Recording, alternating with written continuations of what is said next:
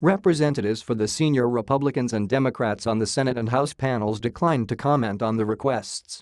Already a focus of the FBI's counterintelligence investigation into Russian interference, Mr. Cohen helped propose a peace plan between Ukraine and Russia to Mr. Trump that would allow the president to lift sanctions on Russia, efforts that, while not illegal, appeared troubling given growing questions about the Trump campaign's ties to Russia. Mr. Cohen's wife is Ukrainian, and he once worked to build an ethanol business there, in addition to working on deals for the Trump Organization connected to the Republic of Georgia and a mixed martial arts fighter from Russia.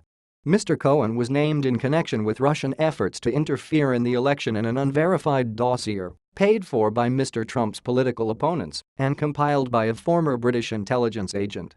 Mr. Epstein, a lawyer and executive at an investment firm who grew up in Moscow and befriended Mr. Trump's son Eric at Georgetown University, became known for his combative style during television interviews as he promoted Mr. Trump's campaign. The congressional investigations have picked up some momentum in recent weeks, with several committees requesting materials and testimony from James B. Comey, the former FBI director whom Mr. Trump fired on May 9, and several of Mr. Trump's associates.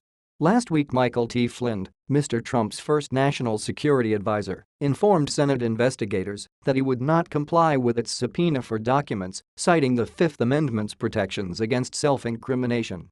Senator Richard Burr, Republican of North Carolina and chairman of the Intelligence Committee, and Senator Mark Warner of Virginia, the committee's top Democrat, responded the next day by issuing subpoenas to two firms owned by Mr. Flynn.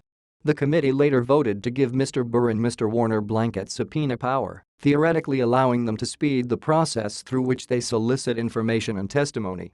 Refusing to comply with a congressional subpoena puts Mr. Flynn at risk of being held in contempt of Congress, a rare move that could subject him to a criminal citation should lawmakers choose to pursue it. Continue reading the main story.